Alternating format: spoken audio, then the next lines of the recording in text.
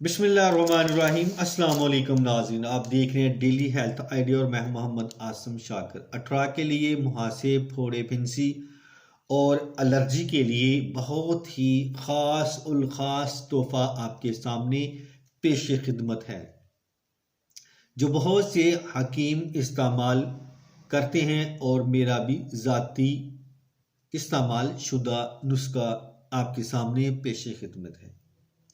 कील, मुहासे और सख्त किस्म की एलर्जी ये इस्तेमाल करवाया और तेज बेहदफ पाया। एक मरीज के काफ़ी टेस्ट डॉक्टरों ने करवाए लेकिन सेहत ना मिली। पूरे जिस्म पर दबे सुर्ख निशान पड़ जाते थे। वजह तो पता ना चली मगर ये नुस्खा काम कर गया।